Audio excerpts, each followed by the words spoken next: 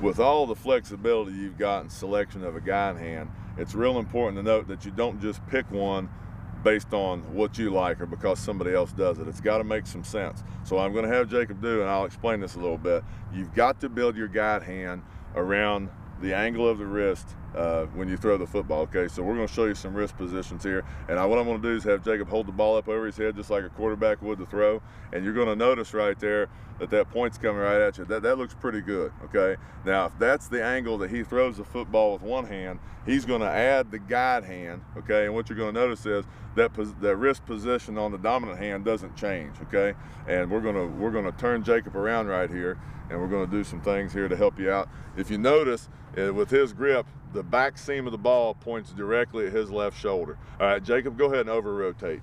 All right, now you see this position a whole lot with young snappers. They over-rotate the right wrist, and now that middle finger on the guide hand's coming right back at your nose. And what happens with that position, your right wrist is in no kind of position to move. It's kind of locked in there, and what you get as a result of that is a lot of times a palms position, palms on the ball, which we've said hurts your leverage.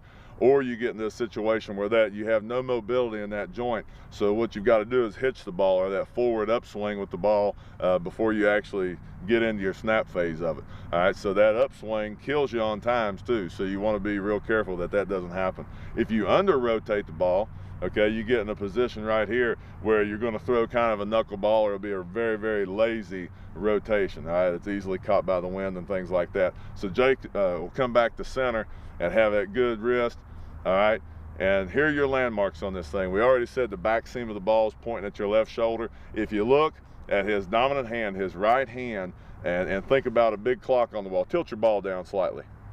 Down, there you go. If you think about a big clock on the wall and the tip of that football being the center, his right index finger should be pointing at about 10 or 11 o'clock, okay? If he's at 9 o'clock, he's over-rotated. If it's at midnight or 12 o'clock, he's under-rotated. So you've got to find that place. But always start with a throwing position just like you were to throw your buddy a pass. It's really important that you understand that.